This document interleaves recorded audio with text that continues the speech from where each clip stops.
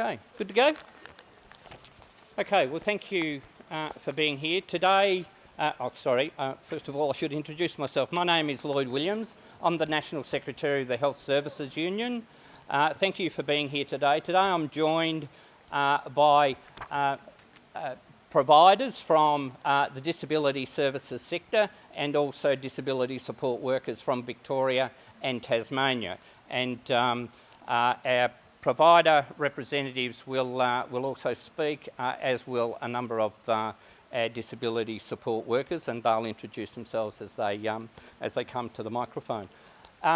Today we are launching a document that calls on the government to provide better support for the NDIS workforce. The research shows us that there is a major crisis developing in the attraction and retention of disability support workers. We need to attract tens of thousands of more disability support workers across the country in order to ensure that people with a disability have the appropriate supports that they need, and also, importantly, have the choices of the workers that they want to support them. Disability support workers need a pay rise. If we don't provide disability support workers with better pay and conditions, we will not be able to attract workers to the sector, and we won't be able to retain those really important workers that we already have that are experienced, and we need them to remain in the sector. The workforce is currently in crisis. We have a turnover rate of between 17 and 25% in the disability sector, and we have a casualisation rate of around 40%. So we need to do more. The federal Albanese government has done a terrific job in supporting aged care workers with wage increases, and also supporting early childhood carers in the sector as well. But disability support workers have missed out. Providers tell us that they are unable to bargain above the minimum award because the funding simply does not allow them to. And the funding that they receive barely covers the minimum award as it is. So we're calling on the government to address this really important issue, to do the right thing, and to enter into an arrangement that provides for a workforce compact that enables registered providers to provide decent wages above the minimum award. Thank you, and I'll now hand over to Nick Church, who's representing providers from Victoria. Thank you. Thank you, Lloyd. Yes, my name's Nick Church. I'm here representing Victorian disability support providers who are currently participating in bargaining with the unions here, and we're here to support the call for increased funding of wages. As Lloyd correctly said, employers are in no position whatsoever to fund any above award outcomes through the bargaining system. We watched and we welcomed what happened in the childcare sector with the early childhood supported bargaining outcome, where it was recognised in that sector that above award wages were required to attract and retain quality workers. We require the same. Disability support workers are facing a recruitment and retention crisis, particularly in regional Australia, and compete for labour from both aged care and the early childhood sector, who I've mentioned childcare just then, but also aged care has received a funding uplift in recent years as well. So we're calling on the federal government, through collaboration with the relevant unions, to fund above award outcomes at the bargaining table, not just for wages, but also for the attainment and incentivisation of qualifications and professional development. Thank you. Heidi? I'll introduce Heidi now to talk as well. Hi, I'm Heidi DePoli from Providing All Living Supports. We're located in Yarrawonga. We have witnessed firsthand the challenges in recruiting and retaining a quality workforce, particularly with the skills and qualifications required to deliver quality supports for participants. The funding is crucial to ensure that we are able to provide these supports and not risk losing our workforce to our competitors of aged care and early childhood. Thin markets, location and sizes are important to us to have this funding so that we can actually retain from other areas and where the markets are a lot heavier in the workforce. Thank you. I'll now ask Sam to step forward. Sam. Hiya, I'm Sam. I'm a disability support worker that works in Victoria. And I'm here to give a worker's perspective on what it's like to work within the NDIS at the moment. And then you can hopefully work out why we're struggling with retention and attraction of staff. So if you were to start, you're going to be on a casual contract, and if I'm honest, a lot of people don't mind that to start with because the award rate is low for permanent staff members, and you need that extra 25%. Before your first week of face-to-face work, you might have some e-learning modules to do. It's quite basic training, and it's all important stuff: hand washing, food hygiene, important but kind of inadequate for the job that you have to do. You're on your first week, you're probably going to have to support someone with schizophrenia, someone else who suffered a traumatic brain injury, and someone else with an intellectual disability. But you won't have any training specific to supporting people with those varying disabilities, and you probably won't get any training for a couple of years. And then what kind of happens when you don't have the skills to support people with complex disabilities is that sometimes things go wrong, and when things go wrong in disability support work, it's not just a mistake that you're a little bit embarrassed about at work that you can go through with your boss, but it could be that you can't de-escalate someone who has shown signs of verbal aggression, because you just don't have the skills to do that. So you might have an afternoon of experiencing verbal aggression, and it's a bad shift, and it's not just a bad shift for the worker, it's also a bad shift for the participant. These negative experiences aren't just worker related, they're negative for the participant too. And so when you have a troubling shift like that, you would expect that you'd be able to maybe debrief with a supervisor. And as if you do have a supervisor, they're probably incredibly stretched because the funding isn't there for supervisors to supervise their staff appropriately. And so you may, as a supervisor, you may have 15 staff members you need to look after, along with more ever-increasing paperwork. So you might not get round to speak to that support worker who's had a pretty tough experience. But then the supervisor may get a call from the participant and say, I've had this bad experience, I don't want to work with this worker. Understandable, you can totally understand why. So suddenly, as a support worker, your hours are cut, and maybe you go, I can just about get by for now, despite not having the supervision or support. You're like, okay, I can make this work. But then you get another call, and a participant's plan has been cut further, and suddenly you're out on more hours.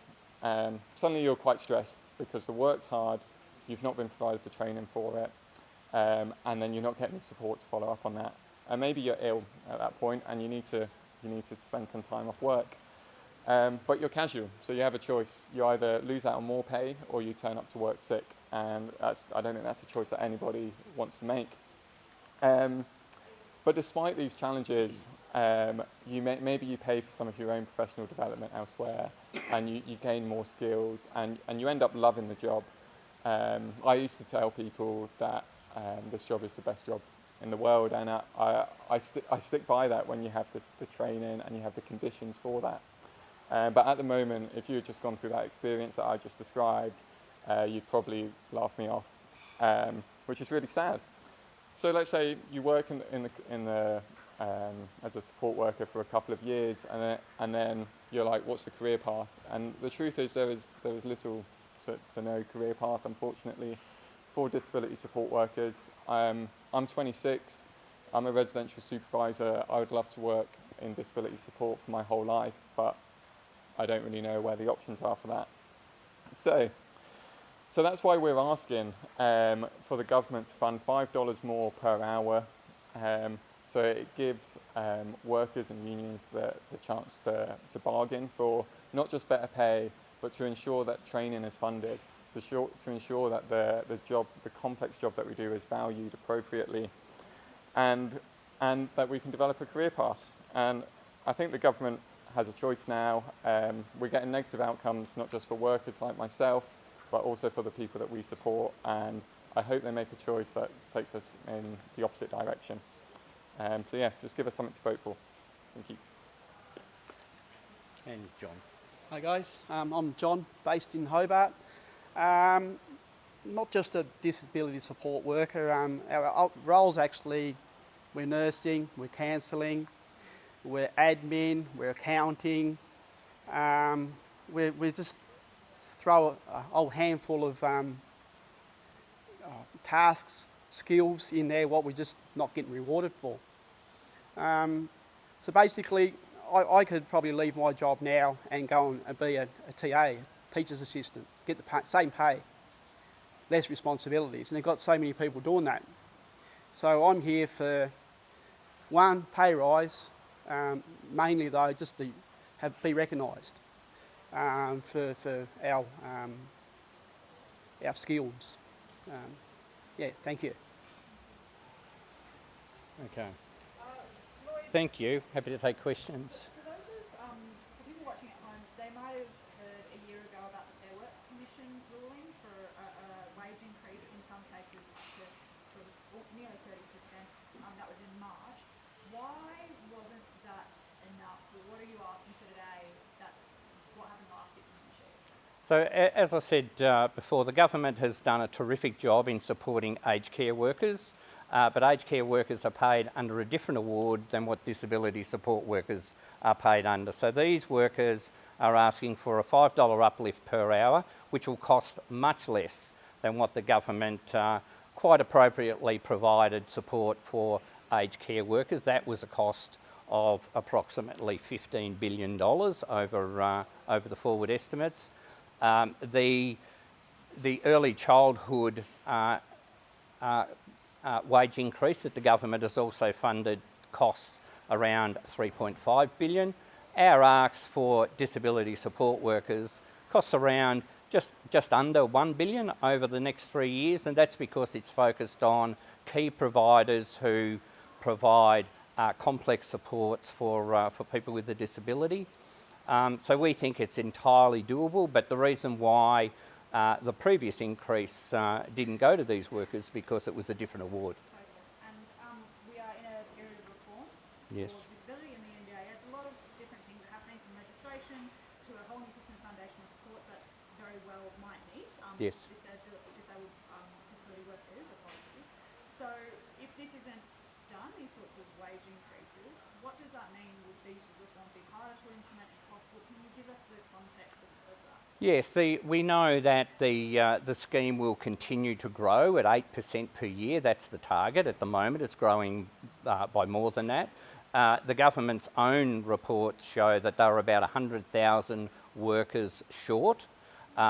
If we don't provide a wage increase and better support the disability workforce, that gap of workforce supply will continue to grow. That will mean that we will have more workers leaving the system, less workers coming in, less continuity of care, more casualisation to fill the gap. So it will only get worse, and that, I think, will mean for people with a disability less choice of the workers that they want to support them and less continuity of supports and care.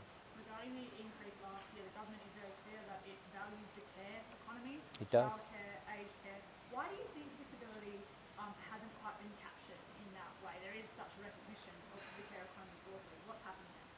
I think this one is a work in progress, and it's unfinished business, and we're calling on the government as they go into this election to finish the business, send a clear message to NDIS workers that they are valued, that they are equally valued with the rest of the care sector, and to provide a well-earned and to recognise their skills by providing them a well-earned wage increase. As we've just heard from both Sam and John, they are the all-rounders of the care sector. They provide comprehensive supports for people with a disability, and they make a difference to their lives.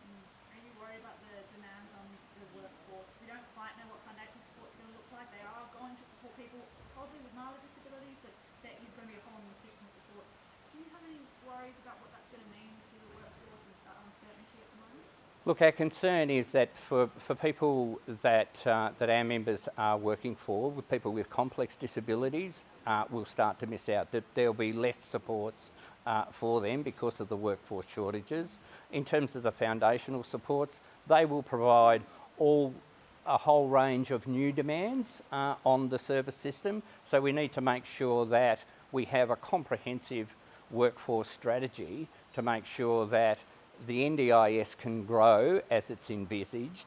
People with a disability can receive the supports that they want and have the choices that they want, and disability support workers are properly recognised and valued for the work that they do, and that service providers can operate in a sustainable market without the financial pressures that they're currently under. There's a question for Sam and John. The report talks a lot about burnout. Wanted to ask if you share some of your own experiences and some of, I guess, some stories about how widespread burnout is within the sector at the moment. Oh, well, you're, sorry. Well, we're constantly being short of staff. You get staff ringing up late, so sometimes you have to work on. Mentally, we get abused. I've been punched several times. I've had to deal with palliative care as well, and you take that home with you, and that's a lot. Yeah, and you don't fully recover from that, really. So yeah, there's a lot. Yeah. Sam? Yeah.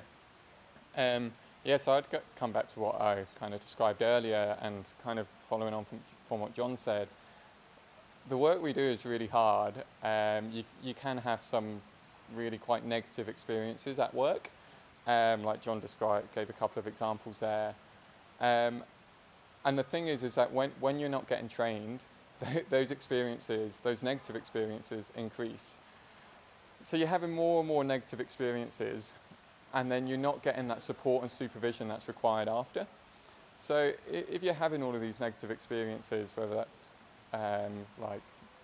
verbal aggression, physical aggression, that kind of thing, and you're not getting support, and you've not guaranteed hours, it's just going to lead to burnout. I think most people would agree with that.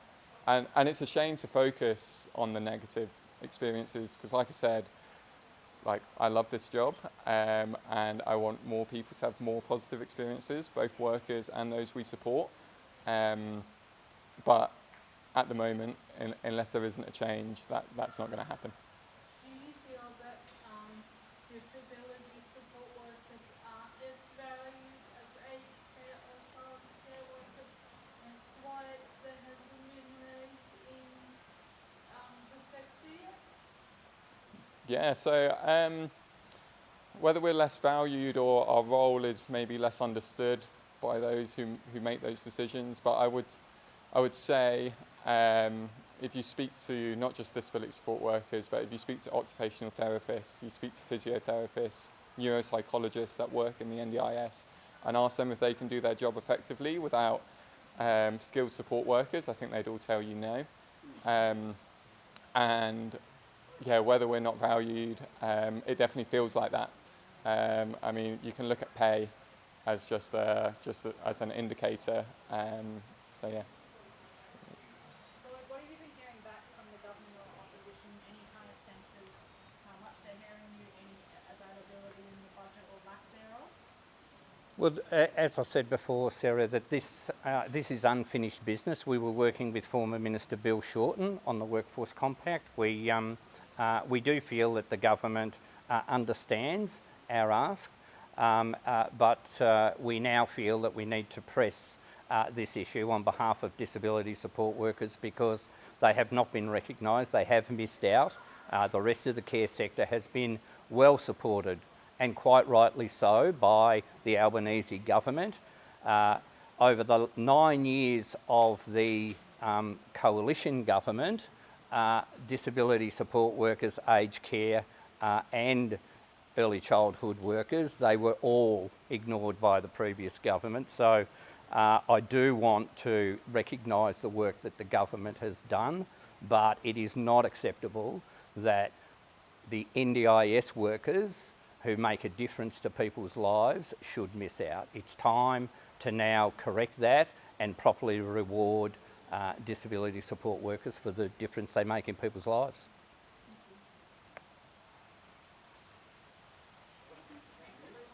Thank you so much. Right, well done.